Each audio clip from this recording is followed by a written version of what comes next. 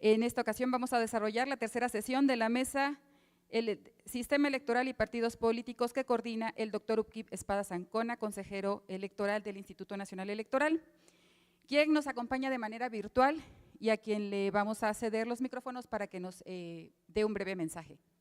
Adelante, doctor. Gracias, muy buenos días. Pues sean bienvenidos a esta tercera y última sesión de la Mesa Partidos Políticos y Sistemas Electorales. Como he venido diciendo en las anteriores sesiones, me resulta sumamente grato que la Sociedad Mexicana de Estudios Electorales haya retomado esta línea de análisis y de debate. Creo que los tiempos que corren, tanto en México como en el mundo, obligan a la academia a retomar su papel en la discusión de los sistemas electorales, de los sistemas políticos, en el caso mexicano específicamente, pues de la trayectoria y rumbo del desarrollo electoral y del desarrollo democrático del país. Agradezco pues la presencia, desde luego, de los ponentes, del auditorio que nos acompaña, y tengo la certeza de que las ponencias que hoy escucharemos tendrán aportaciones relevantes para un debate que me parece a mí deberá ir creciendo en los próximos meses y años, porque sin lugar a dudas, en estas fechas, en estos momentos de la historia política mexicana, resulta claro que la inconclusión de la transición que comenzó con la alternancia en el 2000 requiere nuevos caminos, que el modelo constitucional heredado del régimen de partido de Estado del siglo pasado es un régimen agotado y que la construcción democrática exige, eh, pues, de ser un proceso de amplio debate, un proceso racional y un proceso en donde, desde luego, la academia debe aportar. Muchas gracias.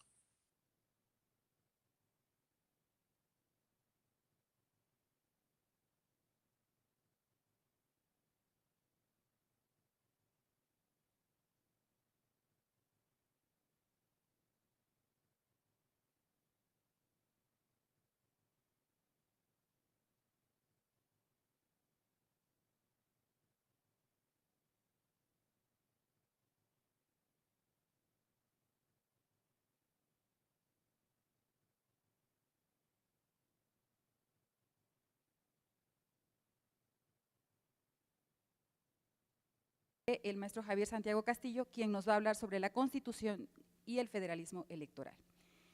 Vamos a tener una dinámica de 20 minutos para exponer los trabajos que ustedes han registrado en esta mesa y posteriormente, conforme a las actividades que vamos desarrollando, pues tendremos una parte de preguntas y respuestas de parte del auditorio que hoy nos acompaña y también a quienes nos acompañan en la red social YouTube de la Sociedad Mexicana de Estudios Electorales a través del canal 6. Entonces, si les parece, procedemos a la presentación de los trabajos registrados en esta mesa y conforme al orden en el que está el programa, participa primero Giovanni Hernández López con su tema Inteligencia Artificial y los procesos electorales, aproximaciones al caso mexicano.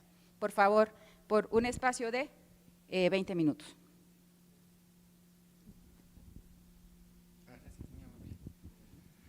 Bueno, pues muy buenos días a todas y a todos. Vengo llegando de Pachuca. Dije, ya no voy a llegar en una de esas, me conecto a medio camino, pero de verdad que es un privilegio compartir este espacio con grandes personalidades a quien admiro y reconozco su trabajo en torno a la materia electoral. Su servidor, el doctor Giovanni Hernández López, formo parte del Instituto Estatal Electoral de Hidalgo, así también de la Universidad Autónoma del Estado de Hidalgo. Y el tema que hoy quiero compartirles es un tema que nace precisamente de mi estudio de posgrado, que estoy realizando, precisamente en torno a la materia electoral, por lo cual en esta presentación es una primer parte de lo que su servidora ha venido trabajando en estos meses recientes respecto a un tema que no es cuestionable si se puede aplicar o no aplicar, sino es un tema que ya se está aplicando, es un tema que el sistema electoral ya está siendo impactado de manera directa, pero que también dentro de toda esta presentación que les voy a mencionar, pues hay grandes áreas de oportunidad que merecen ser atendidas. Como primer punto, y sobre todo siendo respetuoso del tiempo que se me ha sido asignado, doy una introducción respecto a qué es la inteligencia artificial. Algunos que conocen el concepto de inteligencia artificial nombran a Alan Turing como el padre de la inteligencia artificial, en donde él lleva a cabo un estudio en 1950, en donde coloca una persona hablando con una máquina. Y el objetivo es que si la persona logra identificar que está hablando con una máquina, entonces no podríamos decir que el proyecto fue viable, ¿no? Pero si la persona no conoce o desconoce si está hablando con una máquina y la máquina le responde, estaríamos hablando de lo que sería una inteligencia artificial. Sé que este tema a veces suena como un poco, pues no sé, como un fenómeno que ha venido creciendo, pero la realidad es que ya estamos inmersos dentro de este sistema y la materia electoral no ha sido exenta de este tipo de acciones. Hay algunos ejemplos, ya para irme adentrando a la materia, hay algunos ejemplos de la inteligencia artificial y de su impacto en elecciones. Sobre todo yo creo que el más conocido es el de Cambridge Analytica. Fue un fenómeno que se suscitó en Estados Unidos, que ahorita lo voy a ir desglosando, pero que de manera real impactó en los resultados de aquel entonces. Y posteriormente, pues la inteligencia artificial se ha encontrado más al alcance del ser humano por medio de las aplicaciones como es ChatGPT, en donde las personas le preguntan a la aplicación y la aplicación responde, pero vamos ahorita a ir viendo cuáles son las fortalezas y debilidades de que el ser humano comience a confiar en las respuestas y en lo que te está arrojando como tal la inteligencia artificial. A manera de justificación de esta investigación, encontramos que según el informe de IBM en 2023, México fue el quinto país a nivel Latinoamérica en adoptar la inteligencia artificial, no solamente obviamente en materia electoral, sino de manera general. Hay datos más recientes, este proyecto que hoy les estoy mostrando está en construcción, hay datos más recientes en donde México ha incrementado el número de áreas en donde comienza a desarrollar el uso de la inteligencia artificial y pues obviamente la materia electoral no es la excepción. Debemos de partir de que si bien, como sabemos, toda sociedad se basa a través de reglas, usos y costumbres, también la forma en cómo se relaciona a las personas impacta de manera directa en su regulación. A partir de ese momento es cuando identificamos que el desarrollo tecnológico ha reconfigurado las relaciones personales, así como también la manera en cómo el ciudadano o el individuo se relaciona con su sistema político.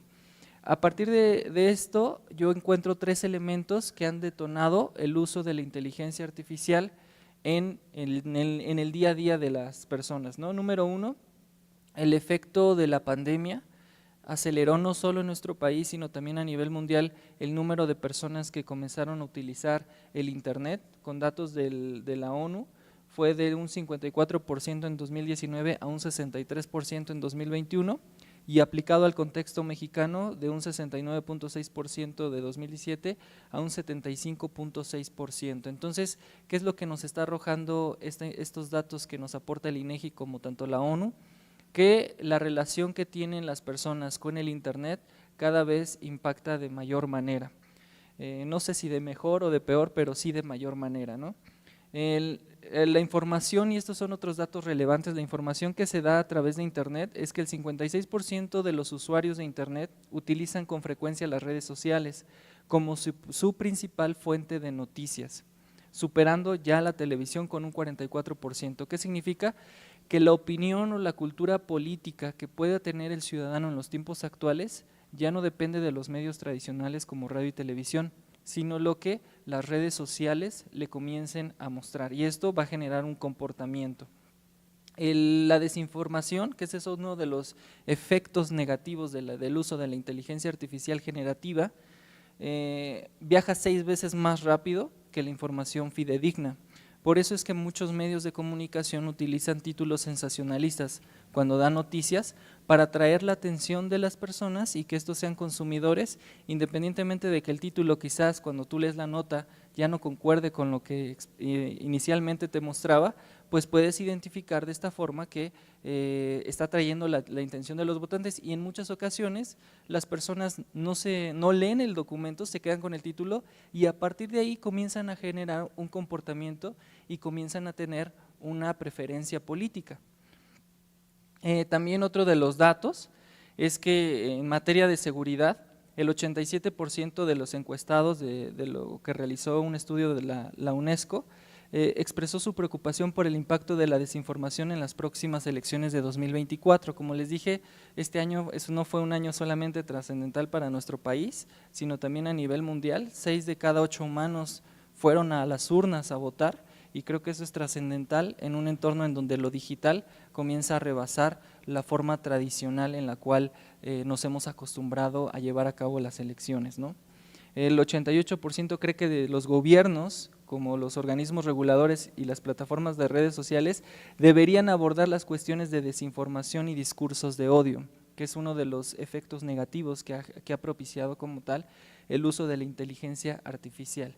En esta diapositiva, donde hablo sobre los tipos en el uso de la inteligencia artificial, identifico al menos 5 elementos o 5 conceptos que giran en torno sobre el impacto de la inteligencia artificial. El más común son las deepfakes, que no es otra cosa más que información falsa en las cuales se altera la imagen de la persona y se altera la voz. Es decir, es difícil reconocer que la persona, con un discurso que haya dicho una persona, con eso tú puedes generar un código y decir lo que tú quieres que diga la persona con su misma voz.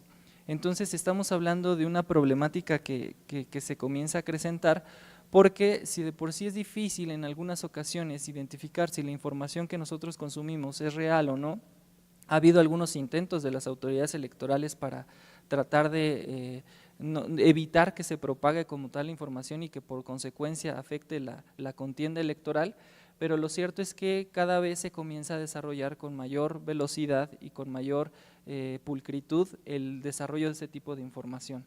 Tenemos el uso de la inteligencia artificial predictiva, que se utiliza precisamente para comenzar a predecir lo que pueden ser los resultados. El uso del machine learning, que no es otra cosa más que a través de algoritmos matemáticos las máquinas pueden procesar información y se retroalimentan, es decir, las máquinas comienzan a aprender a responder.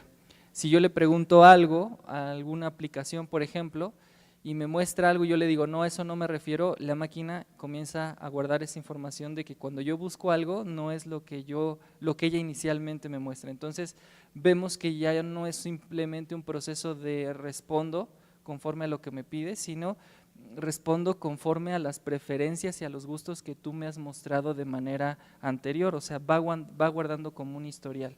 Y a partir de entonces viene el uso de la inteligencia artificial generativa, que este es el principal punto negativo del uso de la inteligencia artificial, principalmente en campañas, así como también hay algunos casos como el Brexit, en donde Cambridge Analytica también se conoce que influyó en el resultado, y el deep learning, en donde ya no es como les decía, ya no es un simple uso de pregunto algo y me responden, sino ya comienza a generar información mucho más conforme a lo que yo le pregunto, ¿no? Entonces son casos emblemáticos, uno de ellos ya para entrar de lleno y comenzar a aterrizar el objeto y sobre todo respetar el tiempo que se me fue asignado. Tenemos los datos, por ejemplo en el caso de Cambridge Analytica, en aquel entonces se considera que alardeó tener más de 5,000 datos específicos sobre cada votante estadounidense. Puede parecer intrascendental hablar de 5,000 votantes conforme al tamaño de la población de Estados Unidos, pero el asunto es que se comienza a desarrollar un análisis psicográfico en el cual se comienza a identificar la personalidad de los votantes. Aquí hay muchos autores que han hablado sobre los puntos negativos de la inteligencia artificial en el sentido de que comienza a polarizar de manera política a la ciudadanía. ¿Por qué? Cuando tú utilizas cualquier red social y te aparece la publicidad de cualquier candidato y tú le das me gusta, la plataforma reconoce que te gusta esa opción política. ¿Y qué es lo que te va a sugerir después? Publicidad, ya sea de ese candidato o de ese partido político. Entonces, indirectamente comienza a generar un sesgo de manera muy presente sobre qué perfil el ciudadano prefiere. Un ejemplo, ¿no? Si yo selecciono que me gusta el color, el partido del color fuchsia, lo que me va a generar a partir de ahora mis redes sociales es información a favor del partido fuchsia. Si yo pongo un me enoja sobre cualquier otro, entonces lo que hace la inteligencia artificial es comenzar a sesgar y a polarizar, de decir yo no puedo pensar que no sea otro color del partido fuchsia. ¿Por qué? Porque toda la información que recibo y todo lo que me estoy llenando es solamente de una postura política. No me abro a conocer nuevas formas, entonces comienza a generar y no solamente a impactar, por así decirlo, en quién yo voy a votar, sino comienza a perfilarme como un tipo de persona que tiene cierto comportamiento, cierta ideología política y por consecuencia para los que compran este tipo de información, los partidos políticos, es un elemento importante para poder atraer más votantes. Ahorita voy a precisar un poco más de eso. Usted me avisa del tiempo, porque uno se clava en esto, se emociona y después pierde la noción. Yo siempre digo, no me voy a tardar, pero pasa el tiempo y digo, ay caray, pero me avisa. Perfecto, ya voy a comenzar a aterrizar más todavía. Entonces, la fuente de este caso de Cambridge Analytica fue Facebook. En este caso, Alexander Kogan, que fue el que comenzó a llevar a cabo este proyecto, comenzó a hacer un estudio y preguntarle a las personas de Facebook sobre felicidad y amabilidad, o sea, nada que ver con lo político, ¿no? Pero el impacto como tal de este fenómeno es que sin el consentimiento de los usuarios de Facebook, obtuvo más de 270,000 consentimientos, obtuvo un impacto de 87 perfiles de personas. ¿Por qué? Porque si yo, por ejemplo, contestaba a ese proyecto de Kogan, automáticamente todos mis contactos, toda la información de mis contactos pasaba al estudio, o sea, no solamente robaba, por así decirlo, lo mío no lo robaba porque en teoría yo lo autoricé, pero lo de mis contactos sí, ¿no? Entonces estamos hablando del impacto de 87 millones de votantes. Aquí viene la parte importante. Zuboff denomina al capitalismo de vigilancia como recopilar enormes cantidades de datos sobre personas, utilizarlos para deducir perfiles increíblemente detallados de su vida y su comportamiento y monetizarlos, vendiendo esas predicciones a otras partes, por ejemplo, anunciantes, en este caso, votantes. Hay algo aquí que debemos de partir. El tema político, el tema electoral es diferente en cierta medida al tema económico. Se conoce que la persona ya sabe por quién va a votar, aún antes de las campañas, y los debates no inciden en gran medida en el cambio del voto de una persona. En este sentido, Cambridge Analytica, partiendo de esa tesis, identifica que va a ser difícil en aquel entonces que las personas que no van a votar por Trump, más bien las personas que no van a votar por Trump, es difícil cambiar a través de los algoritmos, de la información que se les presente, es difícil que cambien su voto a favor de Trump. ¿Qué fue lo que hizo entonces Cambridge Analytica para incidir en la elección? Pues con una inversión de 150 millones de dólares que en aquel se dio en la campaña, se impactó a Facebook y a Instagram con un concepto que es la supresión de votantes. Yo ya sé que es difícil que tú no votes por mí, pero sí puedo incidir en que no votes por quien tú querías votar. ¿Y cómo lo voy a hacer? Utiliza la imagen de una famosa serie que es South Park para acusar a Hillary Clinton de racista por un discurso que pronunció en 1996 y con esto logró dejar a un número importante o al menos definitivo de votantes en sus casas. Entonces creo que estamos entrando en un fenómeno, y ya comienzo a cerrar, en un fenómeno que impacta y que va a seguir impactando en el estudio que estoy realizando, pues estoy vislumbrando que en la Unión Europea apenas en el 2022 se comenzó a regular el uso de la inteligencia artificial. Ha habido pronunciamientos de grandes empresas transnacionales que muestran su preocupación de que los países aún no conocen y no regulan el impacto que puede tener el uso de la inteligencia artificial. Aterrizado al caso mexicano, hemos tenido algunas… dentro del proceso electoral hemos tenido alguna etapa o algún momento en donde alguna autoridad electoral implemente el uso de la inteligencia artificial, sí. El INE, el Instituto Nacional, y me siento honrado aquí por las personas, el Instituto Nacional Electoral emitió un acuerdo el 3 de noviembre de 2023, aprobado por el Consejo General, relativo al proceso técnico operativo del PREP. Fue una pequeña parte en donde se implementó esta etapa. ¿Qué fue lo que se hizo? Respecto a la captura, que se lleva a cabo en este caso por fotografías, para evitar la transcripción como tal de la fotografía por medio de un sistema de OCR, fue que lo que estaba plasmado en el acta fuera plasmado de manera automática, de manera digital, ¿no? Entonces, aquí yo avisoro dos aspectos del uso de la inteligencia artificial. Inteligencia artificial por parte de los contendientes políticos, por medio de la inteligencia artificial generativa, difamación por medio de las deepfakes, y otro elemento que en ese no me voy a centrar, ya delimitando la investigación que estoy realizando, que es qué han hecho las autoridades electorales o qué han implementado las autoridades electorales para, dentro de sus procesos, tomar en cuenta la inteligencia artificial. Entonces, ¿cuál es el objetivo de mi investigación? Sencillo. El objetivo de la investigación que pretendo realizar es proponer un documento que regule el uso de la inteligencia artificial. ¿Por qué? Porque en materia de comunicación política nuestro país no ha sido sujeto como tal de, y ya con esto cierro en las conclusiones, en materia de la legislación, México no cuenta con una legislación clara sobre el uso de la inteligencia artificial. Ha habido sentencias, ha habido algunos mecanismos que han implementado la autoridad electoral INE a través de Facebook, con todo este tipo de propaganda y esas cuestiones, pero la realidad es que no ha habido como tal una regulación clara que pueda, pues en cierta medida, controlar y evitar que se propague este tipo de información falsa y que pueda afectar como tal las elecciones, ¿no?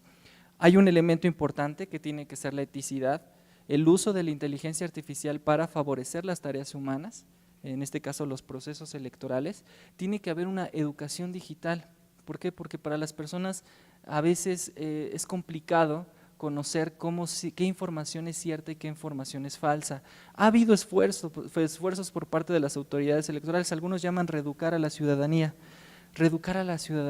es decir, decirles cómo pueden identificar si esto es falso, si no es falso, que no se dejen guiar por la primera información, porque como tal la inteligencia artificial generativa es difícil identificar que sea real o que no sea real, porque la voz es la misma y la imagen, ahí puede haber ciertos detalles, pero el desarrollo tecnológico está tan acelerado que como tal ha ofrecido resultados que a veces son difíciles de identificar, ¿no? Y por lo tal también un crecimiento. Como lo dije al inicio de esta ponencia, aquí no es si se va a utilizar la inteligencia artificial en procesos electorales o no. Aquí el hecho es de que ya se está utilizando y se está utilizando de manera exponencial. Con esto cierro, ya para concluir mi participación. Su servidor trabaja, como ya lo comenté al inicio, en el Instituto Estatal Electoral Hidalgo, y en el proceso pasado, en el proceso reciente, en el ordinario, porque ahorita tenemos extraordinario, en el ordinario me tocó ver, por ejemplo, en el caso de las campañas del municipio de Pachuca, me tocó ver el uso de la inteligencia artificial generativa por ciertos partidos políticos que utilizaban el rostro, la imagen de los candidatos, y como tal, pues de eso no ha habido un precedente en nuestro estado, ¿no? Entonces, esto va a ser de manera más frecuente, más recurrente, y creo que es importante para las autoridades electorales y para los que nos gustan estos temas, pues comenzar a proponer, ¿no? No solamente entrar en un plano descriptivo, sino también proponer algunas de las posibles soluciones para que el ciudadano pueda votar de manera informada, no desinformada, y sobre todo en una condición más equitativa. Sería cuanto, muchas gracias. Pues le brindamos un aplauso al doctor Giovanni Hernández López, quien nos acaba de compartir brevemente su trabajo sobre la inteligencia artificial y los procesos electorales y una aproximación al caso mexicano. Y a quien también agradecemos el uso puntual del espacio que se le brindó de 20 minutos. Excelente trabajo, maestro Hernández López. Y a continuación, de manera virtual, nos acompaña José Fernando Treviño Martínez, quien va a presentar un trabajo que se realizó de manera conjunta en coautoría con Ignacio Daniel Torres Rodríguez y Carlos Enrique Anahuatzin Martínez. José Fernando Treviño Martínez nos va a hablar sobre los procesos electorales en México, factores que inciden en la participación política de los ciudadanos. Adelante, por favor, José Fernando Treviño Martínez. Muchas gracias. Voy a presentar mi…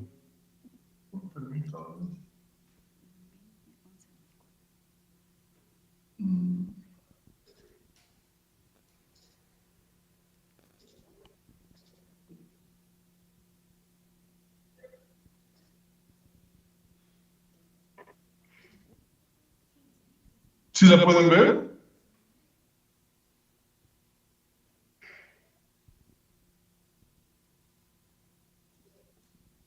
¿Sí la pueden ver? Sí, sí se ve. Perfecto, perfecto. Bueno, a continuación la pongo. Bueno, primero que nada, buenos días. Mi nombre es soy el doctor Fernando Treviño Martínez. Actualmente estoy adscrito al Instituto de Ciencias de Gobierno y Desarrollo Estratégico de la Benemérita Universidad Autónoma de Puebla. Y bueno, en conjunto con el doctor Carlos Enrique Huaxin Martínez y el doctor Ignacio Daniel Torres, elaboramos este proyecto que se denomina Procesos Electorales en México, factores que inciden en la participación política de los ciudadanos. Bueno, primero que nada, quiero dar como un contexto histórico de los procesos democráticos en México. Podemos decir que a partir del proceso posrevolucionario en México, se crea este sistema de gobierno para crear a partir de la generación del Partido Nacional Revolucionario y de esta manera poder institucional el Estado a través de una normativa. Posterior a ello, ¿qué generó todo este sistema de gobierno? Es el fortalecimiento y el desarrollo de un partido hegemónico, el cual tenía el control político, económico y social por parte del Ejecutivo y donde todas las decisiones giraban en torno a la decisión del partido y del presidente en turno. Posterior a ello, y como lo comentaba al principio, viene un proceso importante de transición al sistema de partidos y en donde se crea el Instituto Federal Electoral, donde ya se empieza a tomar la importancia del voto del ciudadano. Y tenemos un momento clave en el año 2000 con la alternancia política a nivel presidencial y donde se empieza a ver, el ciudadano empieza a ver la importancia del voto de las personas en la elección de sus candidatos. ¿Sí pasó la diapositiva? Nada más quería confirmar. No, no está fija. Ok, ahorita la voy. Ya, ahí ya cambió. Perfecto, entonces lo voy a manejar de esta manera mejor. Bueno, como planteamiento del problema, tenemos que la participación ciudadana es elemento esencial dentro de cualquier sistema democrático. Y para ello se tienen diferentes formas de participar, en donde la participación política no se centra únicamente en la cuestión de la elección a través del sufragio del voto, sino cuenta un mayor número de factores, pero para el caso específico de este trabajo nos centramos en los factores que inciden en la participación electoral. Aquí es qué factores tanto políticos, económicos y sociales inciden en que el ciudadano tienda a una mayor participación y a un mayor involucramiento político. Para esto se analizaron de manera específica aspectos como la confianza política, el interés político, el consumo de medios de comunicación, la situación económica entendida como la percepción que tiene el ciudadano de su persona y la situación nacional, la situación general del país. Así como variables de control se tuvieron las características sociodemográficas para dar un mayor poder establecer de una manera más ordenada los resultados. Bueno, a partir de ello, se tiene como objetivo analizar la incidencia que tiene la confianza política, las variables económicas, el interés político, los medios de comunicación y las características sociodemográficas con la participación electoral en los ciudadanos mexicanos. Y se plantea la pregunta de investigación y cuál es la relación existente entre las variables mencionadas con la participación política de los mexicanos en México. Participación política de los mexicanos. Bueno, teóricamente basamos que la participación ciudadana es un mecanismo que busca garantizar una mayor presencia de los ciudadanos en la incidencia del ámbito público, específicamente los problemas sociales y cómo de esta manera pueden incidir en una adecuada relación con sus gobernantes. Es un elemento central en la gobernabilidad y en la interrelación entre gobernantes y ciudadanos. Aquí, asimismo, también es importante mencionar que esta no es fija, varía dependiendo factores tanto personales como sociales de cada ciudadano y en donde el entorno sociopolítico de cada región va a incidir directamente en la participación y por lo tanto en los resultados. Bueno, la participación política en un principio era visto como una forma muy tradicional del sufragio del voto, aunque en realidad tiene diferentes enfoques, ya sea como participación en campañas electorales, actividades comunitarias, actividades con funcionarios públicos y ejercicios de cargos públicos. Es un factor más amplio en donde se puede trabajar de diferentes formas en ello.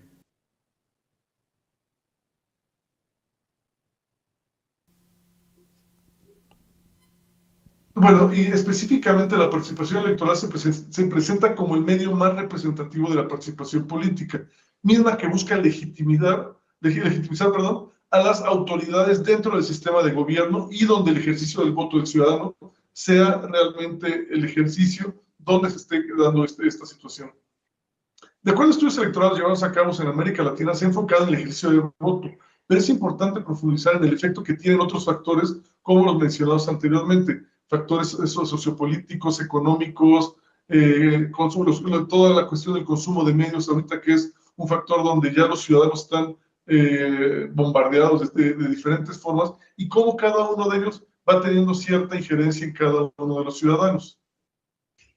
Bueno, establezco esta cuestión del comportamiento electoral y me baso en las escuelas de Columbia, Michigan Internacional, donde cada una de ellas hace énfasis en cada una de las variables que estamos mencionando, donde, por ejemplo, vemos cómo los medios de comunicación, cuestiones como el interés político y el interés en temas electorales, así como la perspectiva económica, son factores que inciden directamente en los ciudadanos.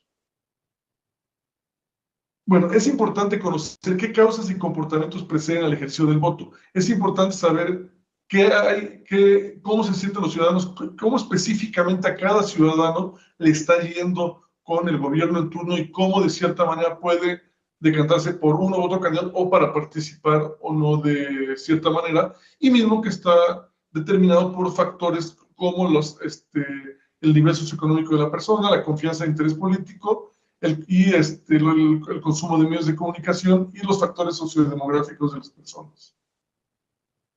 Bueno, para ello se estableció como estrategia metodológica, se estableció un análisis cuantitativo en donde se estableció un análisis de encuestas descriptivo correlacional. Primeramente sacamos los porcentajes de media y de desviación estándar y posteriormente hicimos una relación de variables a través de un proceso de correlación de Pearson que permitió ver la relación entre las variables descritas. Bueno, como objeto de estudio estuvo analizar las variables y factores que influyen en la participación político-electoral, y bueno, este trabajo toma relevancia desde una perspectiva académica en la construcción de un análisis que permitió identificar conceptos y aspectos que muestran las diferentes variables que inciden en la participación político-electoral. Para ello se dividió el trabajo en 4, digamos, importantes grupos, que son variables políticas, donde entró la confianza y el interés político. Las variables mediáticas es donde se analizaron el consumo de medios, tanto de medios tradicionales como televisión, prensa, radio, y nuevos medios, en donde analizamos el hecho de las diferentes redes sociales. Variables económicas, como comenté anteriormente, la percepción económica del país, de nacional como país, y la percepción económica individual de cada ciudadano. Y como variables sociodemográficas estuvieron el género, la edad y el nivel de estudios. Bueno, para el caso de variables políticas, la literatura especializada nos dice que normalmente va a ser a mayor confianza e interés, puede existir una mayor participación. Pero al mismo tiempo dice que también personas que puedan estar con menos confianza a sus dirigentes pueden buscar hacer el cambio y por ende incentivar y participar de una mayor manera. Una relación ambigua quiere decir que que no son factores únicos para poder determinar si influyen en ellos, sino tienen que estar llevados a cabo con una mayor cantidad de variables que incidan, y puede incluso haber una ausencia de variables, aunque son en los menores casos. Bueno, de variables económicas se tiene que la situación general de cada individuo es diferente, y más en un país, por ejemplo, como el nuestro, con una gran diversidad de nivel socioeconómico, es un factor que varía en cada persona de manera diferente. Bueno, como variables mediáticas se establece que tenemos a partir de ahora, y lo vemos a diferencia de otros de procesos previos, donde existe una mayor libertad de expresión y donde hay una mayor diversidad de contenidos y espacios, donde los ciudadanos pueden tener un mayor alcance y por lo tanto tener una mayor cantidad de información que también puede darse el caso donde se pierda, puede tener cierto sesgo, donde nos bombardean y tengamos diferentes perspectivas, diferente información. Por lo tanto, es importante nosotros saber establecer cuáles son nuestros intereses y cuáles son los medios y la información que más puede abonar a nuestra formación, a nuestro conocimiento y a nuestra idea como ciudadano. Bueno, se establecieron estas variables, que se tienen como variable dependiente de la participación electoral, y se establecieron las siguientes variables independientes para las cuales se estableció la pregunta y la escala de medición. Bueno, primeramente, como resultado, tuvimos que la variable de género se llevó de manera aleatoria, tiene un resultado equitativo en donde se tuvo prácticamente 50-50 de respuesta de hombres y mujeres.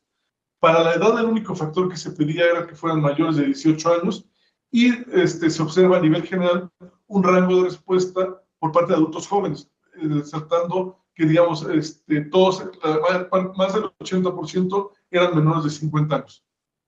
Para el nivel de estudio se observa un nivel bajo en donde el 80% estaba en nivel técnico secundaria, lo que coincide con encuestas llevadas a cabo previamente por el gobierno federal.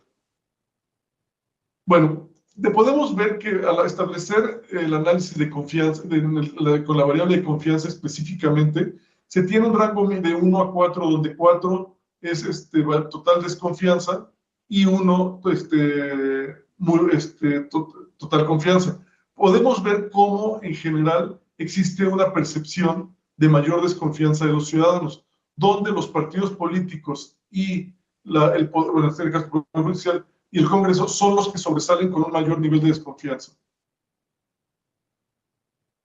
Posteriormente se tiene el caso de medios de comunicación. Aquí únicamente la variable que se tuvo fue de sí o no, sí, en respuesta de consumo de medios, y vemos que los medios que más se consumen en cuestiones de información política sobresalen la televisión como medio tradicional, y Facebook y la radio, bueno, y la radio también, y como red social sobresale Facebook. Posteriormente se tiene la percepción económica tú tienes cada de 1 a 5, donde la 1 se tiene como muy buena y la 5 muy mala. Vemos cómo en general se tiene una percepción intermedia en donde los ciudadanos perciben que tienen ellos una situación personal mejor a la situación económica general del país. Bueno, y posteriormente se estableció la correlación de la participación de manera independiente con cada una de las variables. Vemos cómo los factores que mayor incidencia tienen para que los ciudadanos puedan decantarse por una mayor participación, sobresalen la atención y el interés a la política, en donde esto quiere decir que buscan información, buscan conocer, buscan estar, las personas que están interesadas en los temas buscan tener una mayor participación. Vemos cómo la edad es un factor importante, y donde vemos que el nivel educativo de cierta manera también está presente. La confianza política, aunque sobresale los niveles bajos de desconfianza, pero también tiene un factor que incide en ella. Y bueno, como análisis de resultados se puede observar cómo mayor interés político, confianza en las instituciones y atención a la información política, los ciudadanos tienden a una mayor participación electoral, mientras que el nivel socioeconómico y el nivel de estudios, aunque un nivel menor, también muestran significancia. Y bueno, vemos cómo la ideología y la edad no tienen influencia en ellas. Y bueno, sería mi participación. Gracias. Sí, perfectamente, gracias.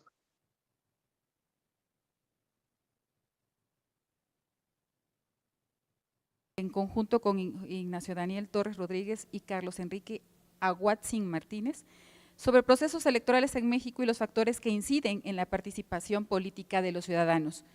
Y vamos a proceder a la presentación del trabajo que registró el maestro Javier Santiago Castillo, denominado Constitución y Federalismo Electoral. Por favor, maestro, hasta por 20 minutos.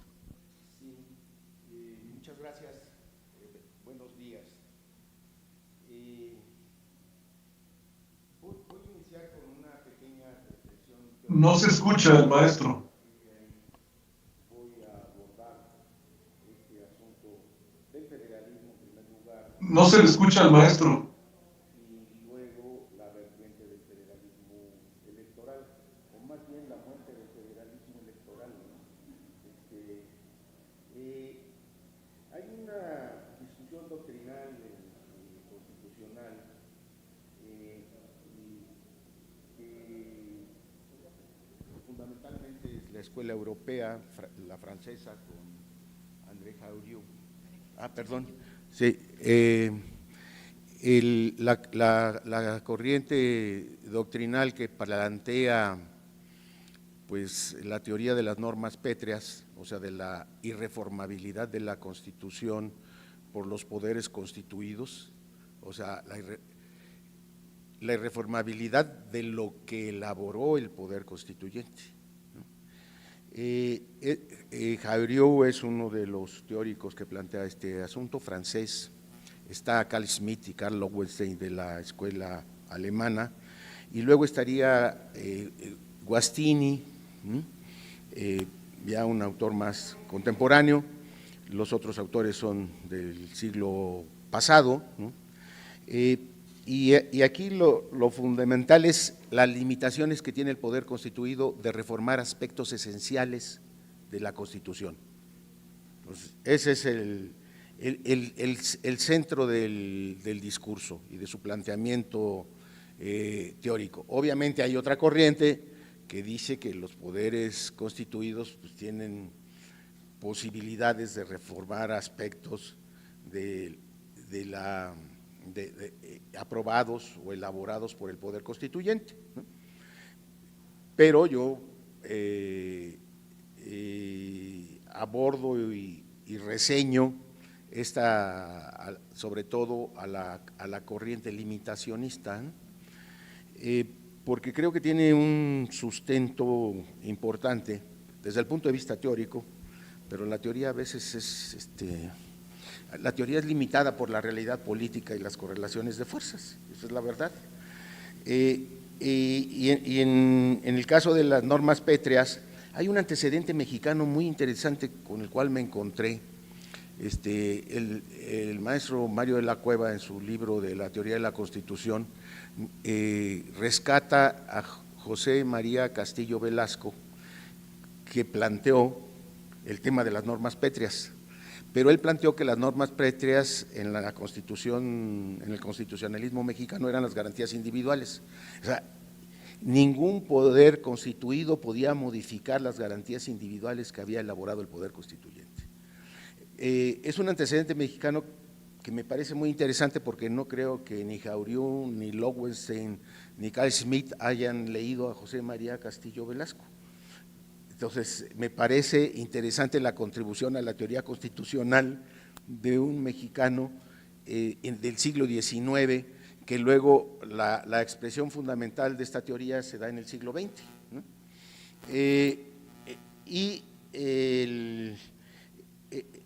Y el federalismo, digo yo, pues es un aspecto sustantivo de la construcción constitucional de la forma de gobierno. Y el federalismo, pues desde mi punto de vista, partiendo de esta visión doctrinal, pues tiene limitaciones. O sea, tiene limitaciones el poder constituido para modificar el sistema federal.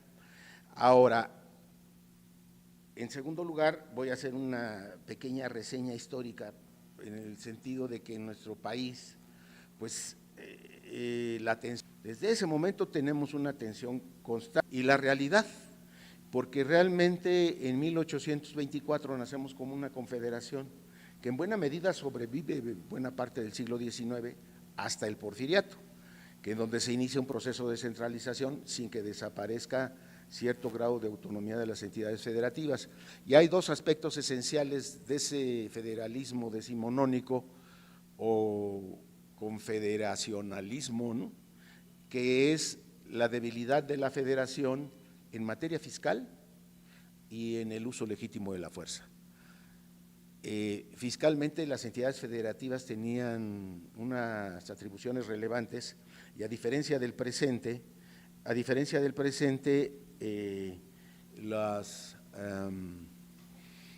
los estados recaudaban los impuestos y le entregaban a la federación la parte que le correspondía, y había impuestos federales. Y el día de hoy recauda la federación y reparte a los estados. Entonces, ahí había una debilidad fiscal y el uso de la fuerza legítima del Estado está sobre todo en la existencia de la Guardia Nacional como una fuerza militar que estaba bajo el mando de los gobernadores.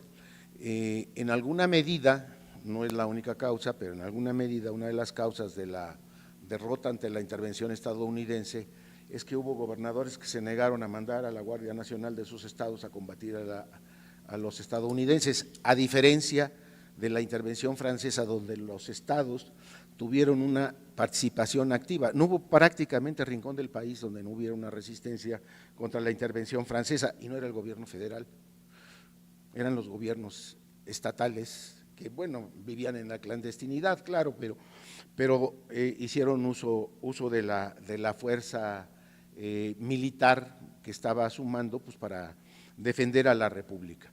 Entonces, y esta tensión se da, y con el porfiriato se principia a dar un proceso de centralización, y la revolución y el antiguo régimen, me refiero al antiguo régimen autoritario surgido de la propia revolución, mantienen el sistema federal en la Constitución. Además, una de las banderas de la revolución es el municipio libre, ¿no? Entonces, mantienen esta postura ideológica, doctrinal en la Constitución, pero la necesidad de consolidar el Estado posrevolucionario también lleva un proceso de centralización. Y hay un momento crucial en la historia jurídica del país, que es el punto de partida de la merma de las atribuciones de los estados, que es 1966, con la Ley General de Educación, en que es la primera ley general, porque las leyes generales han jugado la función, la expedición de las leyes generales, que teóricamente tienen la función de distribuir atribuciones entre la federación y las entidades federativas. Lo que se ha ido realizando o materializando en la realidad es la merma de las atribuciones de los estados a favor de acrecentar las atribuciones del gobierno federal en todas las materias, la fiscal es otro caso, pero se inició en 1966. Y bueno, para no ser larga esta historia como antecedentes, yo culminaría volviendo al inicio. Desde mi punto de vista, el federalismo es una parte esencial de nuestra forma de gobierno. Desde mi punto de vista, constitucionalmente debería de ser una norma pétrea. O sea, las reformas a la Constitución no podrían afinar, podrían mejorar la relación entre los poderes estatales y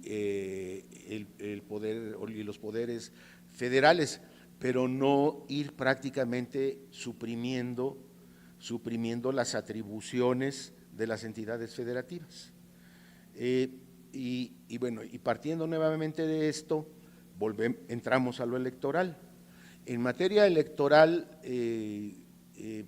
sobrevivió una forma descentralizada de organización de las elecciones hasta 1946, porque eran los ayuntamientos, a las elecciones previas al 46, durante todo el siglo XIX y después de la Revolución, los ayuntamientos que organizaban las elecciones locales.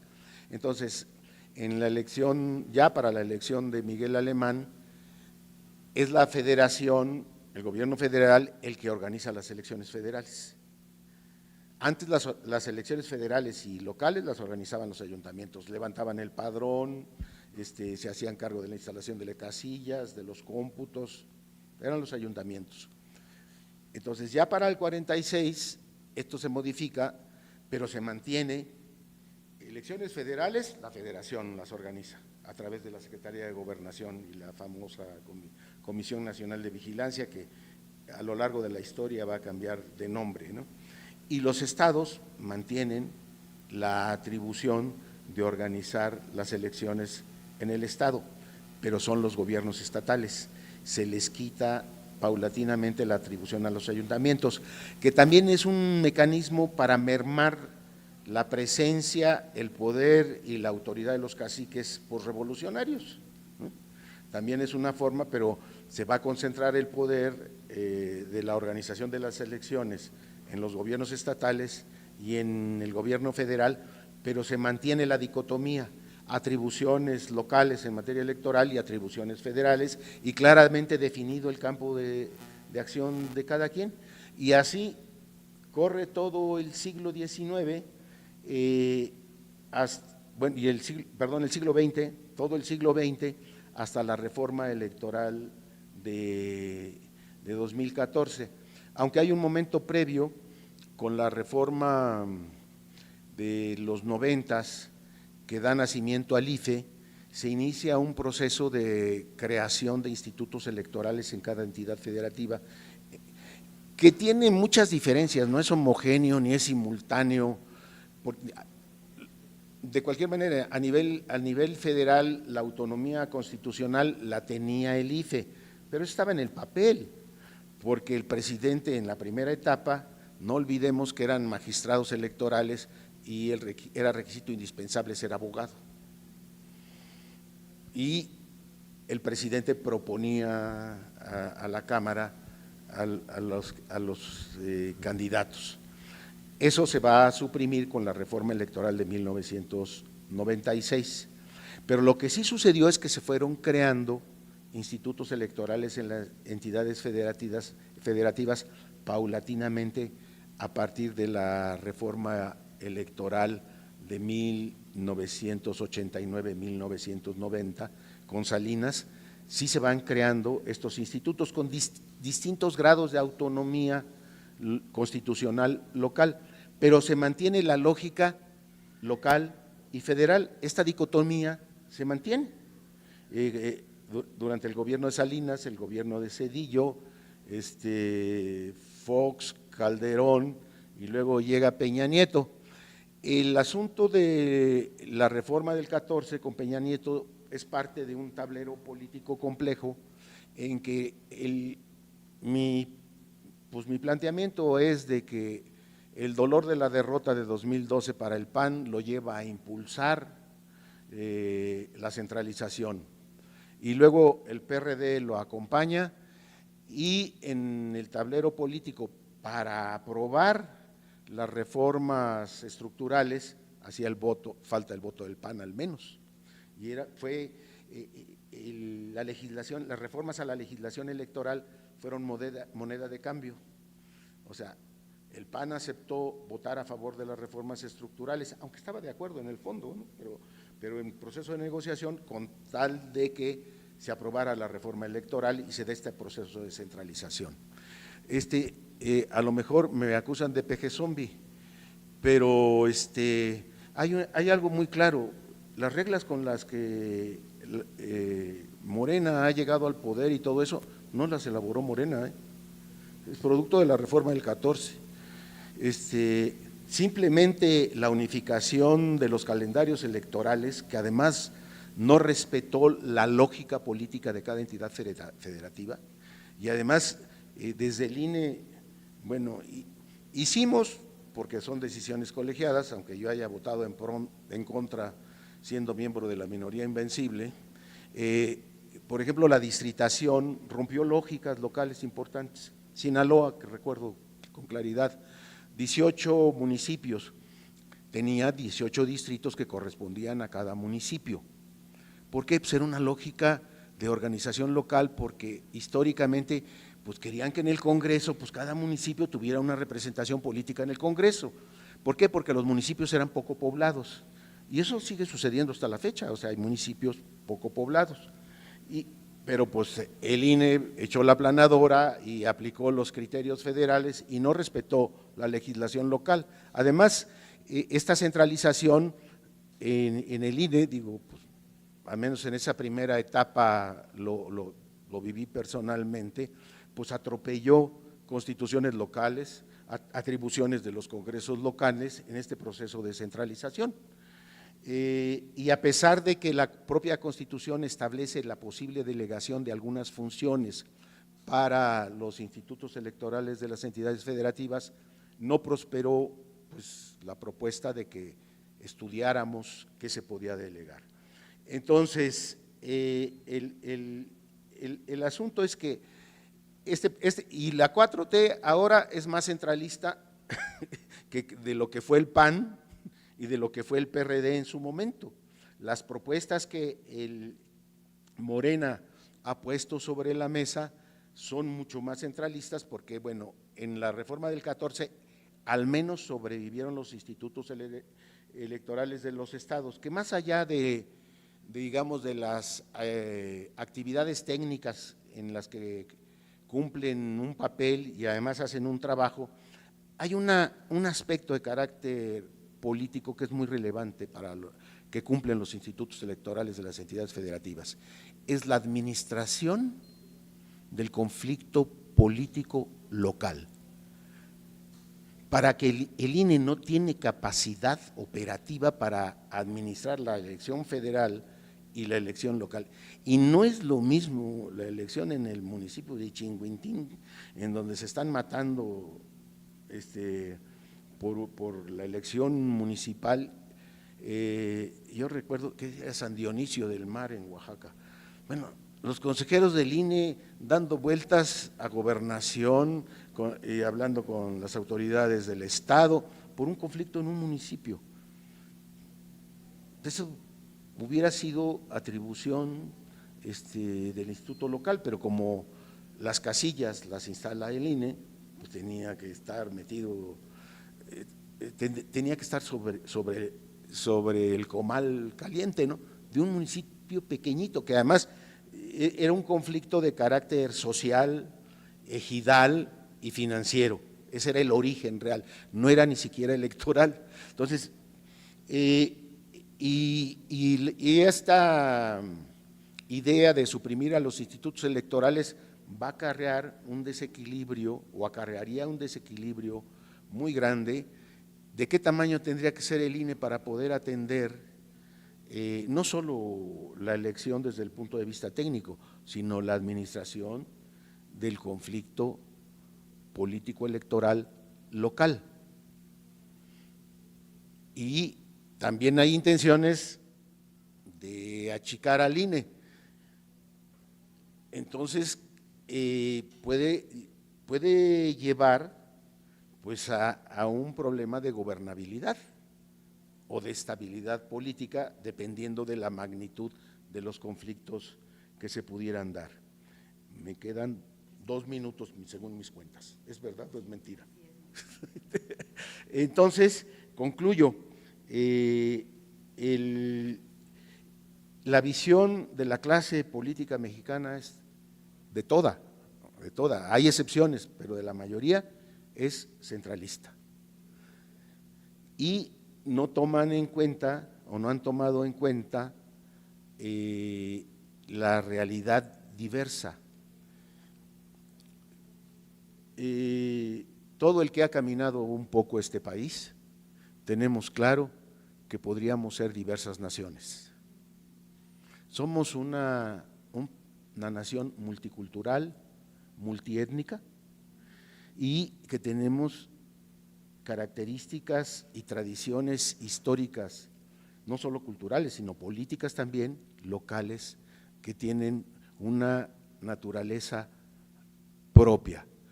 Entonces, la costa de Veracruz no es lo mismo que la costa del Pacífico, de Guerrero, Oaxaca, Chiapas, son distintos. Tal vez la única similitud que tengan, sobre todo Guerrero y Oaxaca, pues es la presencia de afrodescendientes con Veracruz, pero entonces este centralismo ve lo inmediato, pero no está viendo hacia adelante qué conflictos se pueden venir. Y solo para abonar este asunto, la homogeneización de los calendarios electorales que promovió el PAN, que promovió el PRD y aceptó el PRI, pues ellos pensaron que les iba a beneficiar en la campaña electoral presidencial, iban a jalar votos para ellos, pensaron en sí mismos y en lo inmediato, pero pues apareció, nos guste o no, estemos de acuerdo o no, pues un fenómeno político distinto, que la homogeneización de los calendarios electorales ha permitido tal concentración de poder en Morena y sus aliados. Si no existiera esa homogeneización de calendarios, tendrían un buen número de posiciones, pero no tendrían las mismas, porque las elecciones locales se moverían en otra lógica. O sea, la reforma del 14, la clase política dominante en ese momento se dio un escopetazo en el pie. Muchas gracias. Fuerte aplauso. Le agradecemos al maestro Javier Santiago Castillo su intervención. Tenemos un espacio de 10 minutos que podemos aprovechar para preguntas y respuestas de parte de nuestro auditorio a nuestros participantes. Por favor, si gusta hacer su pregunta, ¿a quién va dirigida? Sí, claro.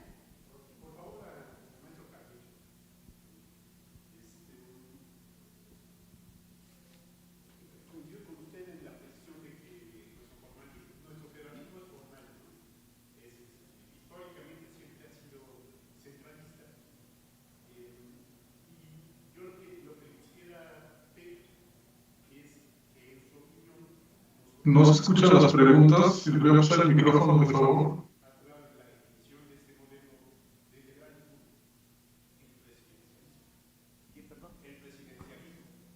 ¿El presidente? No, el presidencialismo. Ah, el presidencialismo. ¿El presidencialismo?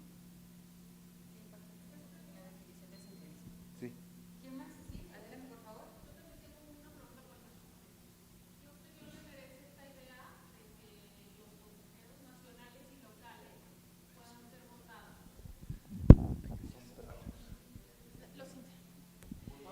Por la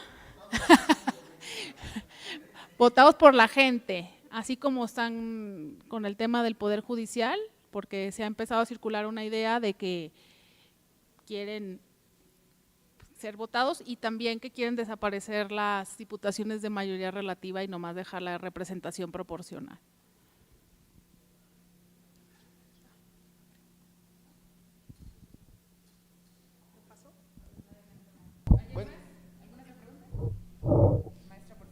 Sí, gracias. Sí. La consolidación del presidencialismo pues, está articulada necesariamente al proceso del debilitamiento del federalismo, o sea, son fenómenos totalmente imbricados, porque la disminución de los poderes, de las atribuciones y competencias de los estados acrecentó las atribuciones y las competencias del presidente. Entonces, eso me parece muy claro. Yo no comparto la idea de que los consejeros o los jueces sean electos vía votación, aunque existe en algunos casos en el mundo, el caso de Bolivia ha sido muy complejo y además no ha resuelto el problema. El caso de Estados Unidos es muy heterogéneo y es a nivel local y no en todos los estados y no todos los jueces además. Y hay problemas. A ver, a mí me sorprende que la clase política, que además hace política, luego les dé vergüenza hacer política y asumir sus responsabilidades políticas, ¿no? O sea, en el caso de los consejeros del INE, bueno, hay un juego de poder, pues claro, y hay que buscar un equilibrio al interior del consejo, pues sí. ¿Y cómo se logra ese equilibrio? Bueno, pues sí, que el reparto de las cuotas, pues yo no me espanto del reparto de las cuotas, Digo, pues, ahora, hay responsabilidades después de ser nombrado, una responsabilidad ética. Uno sabe si aguanta el recargón del caballo o no, ¿no? Pero de que hay recargones de caballo, pues hay recargones de caballo, pero ya depende. Pero además, si nosotros vemos la historia de los nombramientos de los consejeros del INE, se fue deteriorando por una razón, desde mi punto de vista. Los primeros, la legitimidad estaba en la mente de todos los actores políticos, incluyéndolo quien tenía el poder presidencial. Buscaban un órgano legitimado. Pero eso se ha ido deteriorando, ¿no? Pues ahora pues hay tómbola, ¿no? Hay tómbola. Porque no, yo no me espanto que haya un acuerdo político buscando un equilibrio dentro de un órgano colegiado que pues nada más y nada menos tiene que organizar la transmisión del poder. Y bueno, y el caso de los jueces, híjole, digo, yo estoy convencido que el sistema de justicia en nuestro país está de carajo, ¿eh?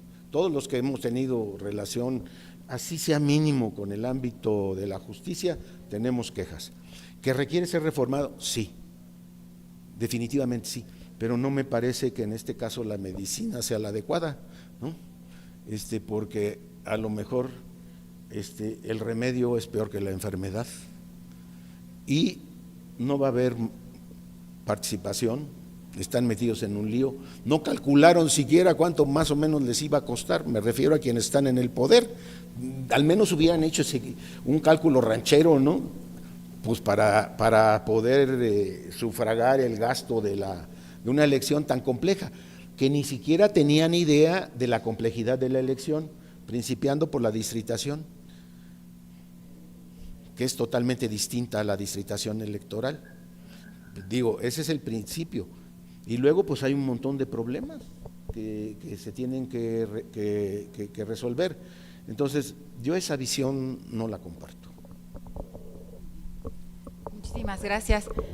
Sí, por favor, y aquí en el acompañamiento le agradecemos al consejero electoral. Gracias. Bueno, quiero hacer una pregunta a Javier y si me permiten hacer un comentario sobre la siguiente pregunta. Adelante, por favor. Primero, Javier, mencionaste el caso de distritación de Sinaloa,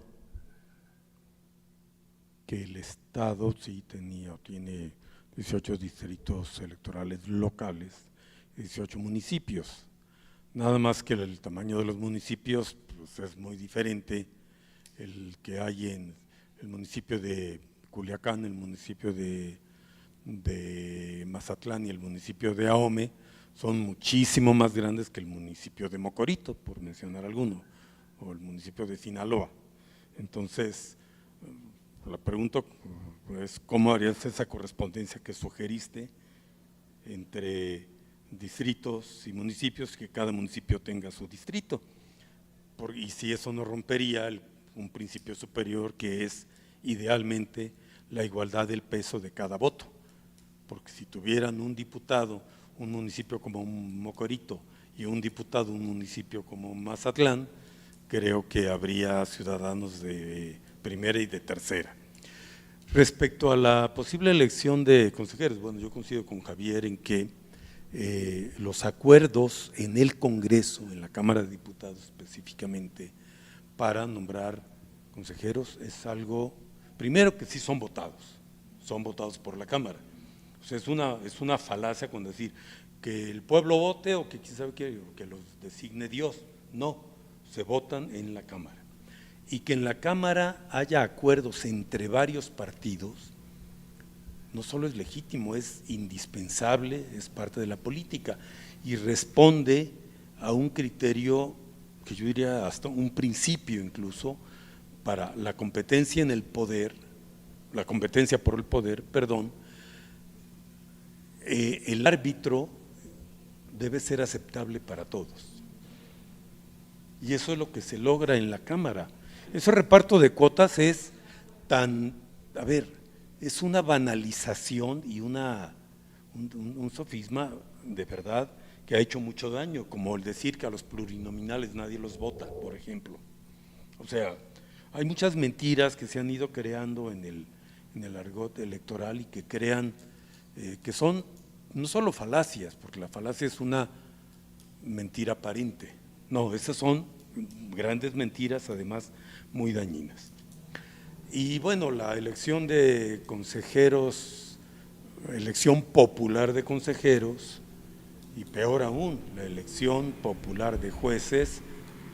Los jueces, sobre todo desde las últimas 3 décadas, pero siempre lo han sido, pero se fortaleció mucho la carrera judicial en el Poder Judicial, que significa que los funcionarios del Poder Judicial empiezan, y muchas veces como archivistas, ayudantes del secretario de estudio y cuenta, etcétera, van accediendo, bueno, el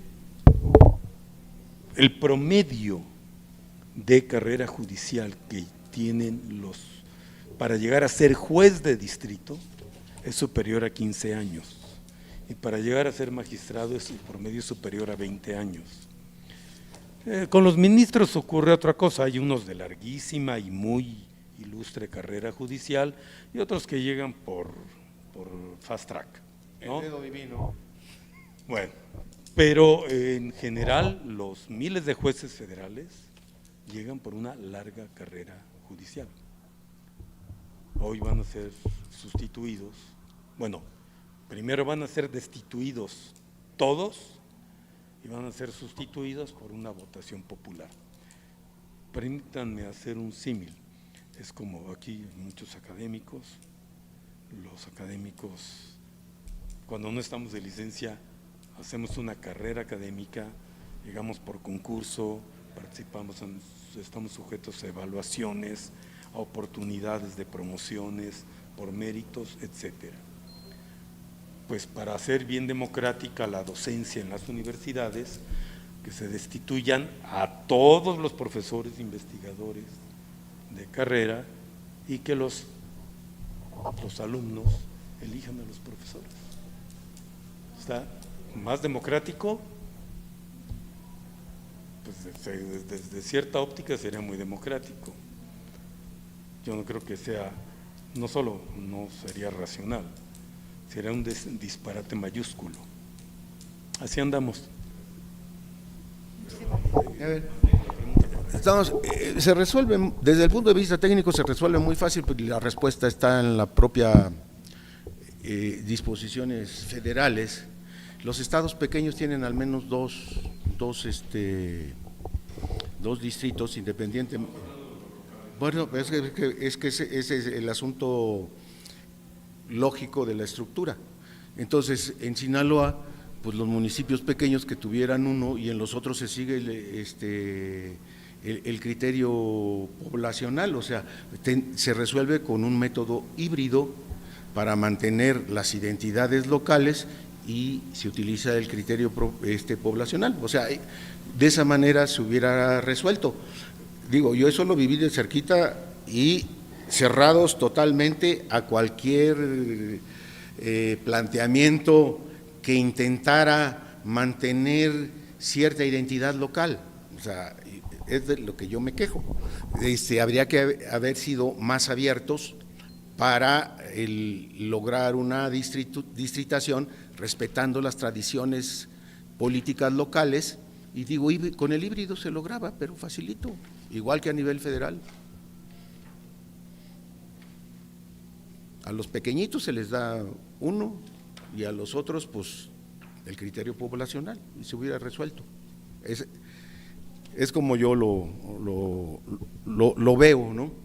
Ahora, el caso de Sinaloa es un caso, creo que de excepción, ¿eh?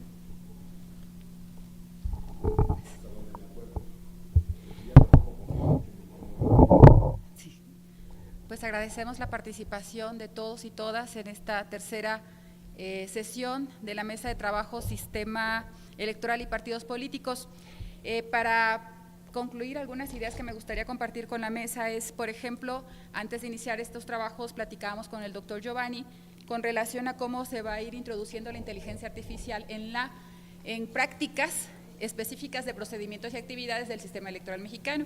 Y comentaba con él y el dato que tomo de una cita, de un pie de página, este fue el trabajo que presenté ayer en la segunda sesión de la mesa de trabajo de sistema electoral y partidos políticos. Mi trabajo consistió, este es un listado que llevo haciendo 2 años de los temas específicos: comunicación política, financiamiento público, integración de órganos, con relación a un listado. El producto final es un listado de dispositivos normativos y temas a revisar ante una posible reforma electoral que pudiera darse en los próximos meses. Es posible que se dé esta reforma electoral, que se empiece esa discusión en la electoral. Y en un pie de página hablamos sobre esta transición a la inteligencia artificial. La sentencia, que es la primera que se da en materia de inteligencia artificial aplicable ya a alineamientos o criterios que tendrá que emitir el Consejo General del INE, es la Subrep 893-2024, de fecha 24 de septiembre del 2024. Es un tema relacionado con la protección del interés superior de la niñez, donde la Sala Superior vinculó al INE a modificar los lineamientos para la protección de la niñez y adolescencia a fin de implementar mecanismos de verificación que garanticen que el uso de imágenes creadas con tecnologías no ponga en peligro los derechos de terceros. Eso es lo que literalmente dice la sentencia, y entonces es algo que a futuro yo visoro que se tendrá que trabajar ya en la inteligencia artificial aplicable en los materiales que entregan los partidos políticos en el ejercicio de sus prerrogativas en el acceso a la radio y la televisión. Y con relación al trabajo que nos presentó el maestro Treviño, pues efectivamente también todo el análisis de las descripciones que se han hecho por todos los organismos internacionales, Banco Interamericano de Desarrollo, el Banco Mundial, la OCDE, la OEA, la CEPAL, que es a la que generalmente consulto, y hay 14 organizaciones, hay 50 informes y comunicados que han dado estas organizaciones a partir de la pandemia para describir el estado que guardan las personas, la ciudadanía y la democracia. Y en ese aspecto, pues, finalmente siguen transcurriendo los informes y los años desde el 2020 a la fecha, y resulta que pues tenemos una falta de civismo que está basada por la desconfianza institucional, la desconfianza personal. Se requiere de pasar al diseño de políticas, de establecer un nuevo contrato social, establecer nuevas formas de convivencias desde la primera célula de la institucional de la sociedad, que es la familia, hacia la calidad del Estado. Y esto habla también de la configuración de las administraciones y de los gobiernos. Entonces, este es un trabajo que está ahí y que se habla de que se tiene que abordar la educación estructural, la educación cívica, en contextos de pobreza y gran desigualdad. El último informe de la CEPAL del año 23 habla de que en la región de América Latina y el Caribe, 109 familias concentran toda la riqueza de la región, contra el resto de la población que vive con $2.15 diariamente. O sea, alrededor de 50 pesos una persona tiene que satisfacer necesidades básicas de educación, salud, alimentación, etcétera. Entonces, retomando el trabajo del maestro Treviño y el tema de la inteligencia artificial, hacer estas pequeñas acotaciones y pues ya entrando en los temas tan trascendentales que nos acaba de exponer tanto el exconsejero nacional como agradecemos la compañía solidaria en esta sesión al maestro Rivera, nuestro consejero electoral nacional. En estos temas, así rápidamente, es tratar ya, por ejemplo, el tema que puntualizó el maestro con relación a la distritación. Por ejemplo, en el trabajo que presenté, es contrastar lo que tenemos con algunos otros modelos, como la distribución de escaños de Don Hunt, no sé si se pronuncia así, me disculpo por la pronunciación, que se emplea en España y República Dominicana, y que se trata precisamente de esta representación directa, o el uso de la lista abierta, o de boletas electorales ordinales, o introducir otro tipo de forma de conformar coaliciones de los partidos políticos, como es el uso de candidaturas comunes en Tabasco y Yucatán. Hay ese tipo de tipo de configuración. Incluso analizar, ¿no? En la geografía electoral también atrae otros modelos como el índice Tajepera, no sé si se pronuncia así, o la regla de Wyoming. Entonces, hay muchos temas que se pueden revisar rumbo a una posible reforma electoral en la que podemos integrar todos estos temas que hemos estado debatiendo a lo largo de estos 2 días en la mesa de trabajo de sistema electoral y partidos políticos. Y si pues no hay algún otro comentario o alguna acotación sobre los trabajos que hemos realizado tanto desde ayer y hoy, dígame por favor, doctor. Vamos a hacer una pregunta, no me quiero ir con la duda. Doctor, ¿usted qué considera? Digo, sabemos que el futuro es impredecible, pero conforme me gustó la narrativa histórica que marcó sobre el federalismo, ¿usted qué considera que venga después? ¿Reducción del INE o desaparición de los OPLES? La tendencia por las propuestas que han hecho es la desaparición de los OPLES. El INE sobrevivirá como INEC, ¿no? Que pues va a ser una especie de ornitorrinco, ¿no? Pero de las propuestas públicas que se conocen es la desaparición de los OPLES. Es la visión centralista extrema, o sea, Morena está más radical en esta visión. Y sobre tu ponencia yo quería hacer un comentario, ¿sí? La manipulación siempre ha existido, lo que se han quitado son los medios. Sí. Y a mí me vino a la memoria el nazismo, ¿no? Por tu capacidad de difusión de la mentira, ¿no? Con los medios tecnológicos innovadores de la época. Sí. Sobre todo el radio y el cine, explotó el cine de una manera impresionante con esos escenarios que construía. Y ahora la inteligencia artificial pues, también manipula con mayor inteligencia. Muchísimas gracias. Nada Privado es un documental de Netflix que lleva todo el seguimiento del juicio de Cambridge Analytica, es recomendable para monitorear este fin de semana. Nada es privado de Cambridge, es todo el juicio, es un documental de todo el juicio de Cambridge Analytica, está muy bueno, está excelente.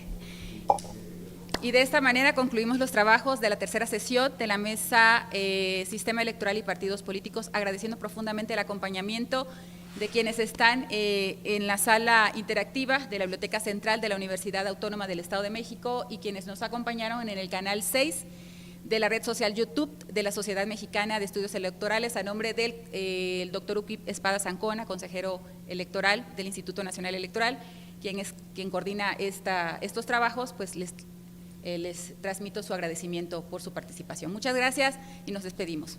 Gracias. Hasta luego.